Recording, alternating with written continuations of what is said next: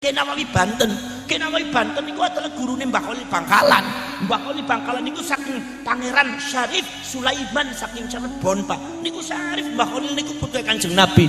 Gada putra, gada murid di antara Kiai Jawa Timur. Pertama Mbah Hasim As'ari, Mbah As'ad kali Mbah Wahab Hasbullah. Niku para sepra sedoyo niku putra Kanjeng Nabi. Ojo dideleng sing potongane itu semua cucunya Rasulullah, Pak. Mbah Khalil putra Kanjeng Nabi, Mbah Hasim As'ari putra Kanjeng Nabi. Lirboyo Ploso Pacul Goang Jampes Kendiri. Iku putra Kanjeng Nabi kabeh. Dadi ning Indonesia itu putra Kanjeng Nabi jutaan ora kehitung. Di dalam tunggungan mengalir darah suci dari Rasulullah. Alwi ternyata Mbak Alwi yang menggunakan nasab dari Kanjeng Nabi secara mulai nyambung masyarakat banyak menolak narkoba lembaga Sayyid Salim putra Sayyidina Hasan dan Sayyidina Husain menolak Mbak Alwi dari putra Kanjeng Nabi karena tidak ada dasarnya. Assalamualaikum warahmatullahi wabarakatuh.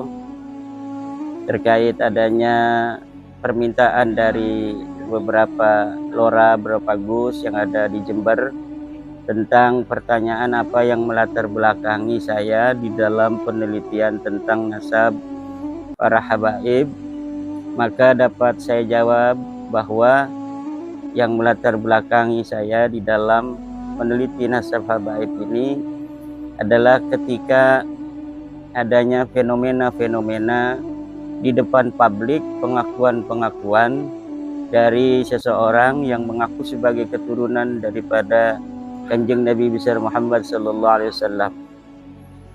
Baik ketika berceramah ataupun dalam kesempatan-kesempatan wawancara, atau juga saya pernah lihat di dalam sebuah sidang pengadilan di mana ada seseorang yang mengaku sebagai keturunan Rasulullah bertanya kepada seorang kiai yang menjadi saksi, apakah Nabi Muhammad itu adalah kakek ane atau kakek ente? Ada juga penceramah yang menyatakan di dalam ceramahnya bahwa di dalam tubuhku mengalir darah Rasulullah sallallahu alaihi wasallam.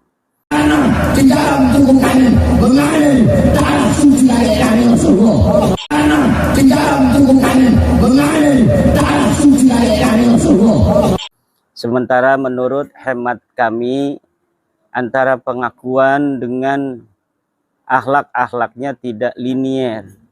Ada jauh panggang daripada api antara pengakuan sebagai keturunan Rasul dan akhlak-akhlak yang dicerminkan juga dari gaya di dalam berdakwah yang tidak mencerminkan kasih sayang seperti yang dicontohkan oleh Rasulullah sallallahu alaihi wasallam di dalam berdakwah. Kabupaten Jember.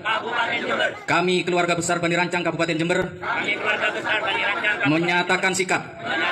1. Mendukung penuh terhadap kajian dan penelitian nasab keturunan Sayyid Ahmad bin Isa Al-Muhajir oleh Kiai Haji Imaduddin Usman Al-Bantani sampai tuntas. 2. Mendukung diadakannya tes DNA terhadap semua orang yang mengaku zuriyah Nabi Muhammad sallallahu Di dalam tunggungan mengalir darah suci dari Rasulullah. Ternyata Mbak Alwi yang menggunakan nasab dari Kanjeng Nabi secara mulai nyambung masyarakat banyak menolak narkoba lembaga Sayyid Salim putra Sayyidina Hasan dan Sayyidina Husain menolak Mbak Alwi dari putra Kanjeng Nabi karena tidak ada dasarnya. Kasihan saya. Kasihan sama siapa? Kasihan sama Bani Ba'alawi. Semakin terpojok, semakin tersisih. Bahkan ada duriahnya yang sudah merasa benar-benar stres menurut saya. Sehingga dia membuat sebuah skenario dalam ceramahnya bagaimana cara memulangkan dia ke negeri asalnya, yaitu di Yaman. Kalau Akang maksa, maka saya kasih tahu, sebetulnya Bani Ba'alawi yang ada di Indonesia, para habaib itu diuntungkan oleh orang-orang Nahdliyin. Mereka dihormati, mereka dihargai, bahkan mereka dimuliakan di Indonesia selama ini. Betul tidak? Bahkan diuntungkan pula dengan kemarin Gutraswala kita kumpul di pesantren Benda Kerep yang memutuskan bahwasanya silsilah Ba'alawi adalah mukhtalafun fih. Sangat diuntungkan mereka dengan kalimat mukhtalafun fih itu. Kalau ikhtilaf berarti bisa iya bisa tidak kan? Kenapa demikian? Sebab beberapa ulama dunia itu di Mesir dari tahun 2009 itu, di Yaman, di Yordania pun beberapa ulama sudah mengatakan bahwasanya silsilah Ba'alawi sampai ke Rasulullah batal. Ya, untung saja kemarin itu ketika kita kumpul di Benda Kerep, kita tidak buka kitab Al-Ghuror.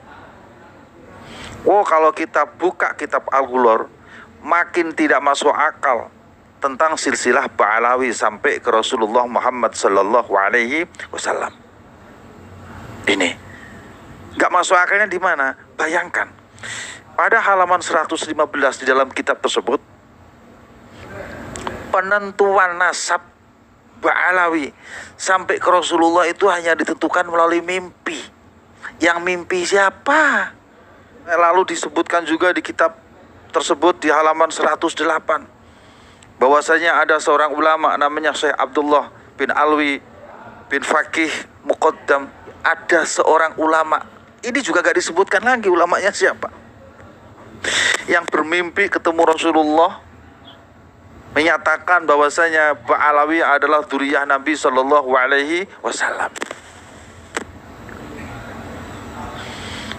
Terus juga ada di halaman 117 kalau tidak salah di kitab yang sama, Al-Ghuror.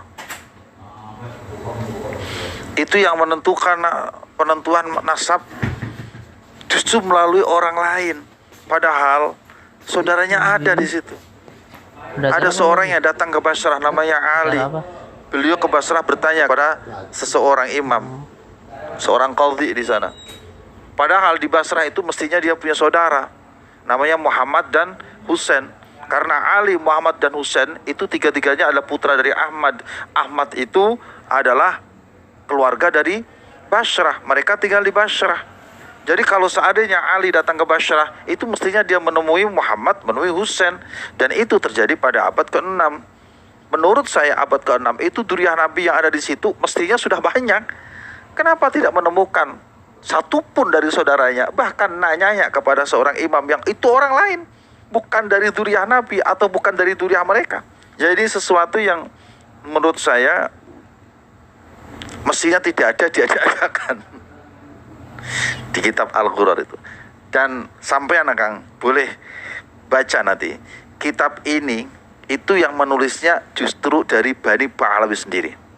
Siapa?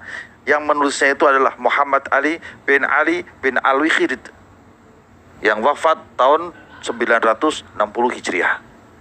Ditulis oleh keluarganya sendiri, mengaku sebagai dzurriyyah Nabi sendiri, tapi cerita dalam kitabnya tidak ada satupun yang bisa diterima oleh akal sehat. Ya Jabbar, ya Qahar. Siapa sebenarnya KNU Ancol?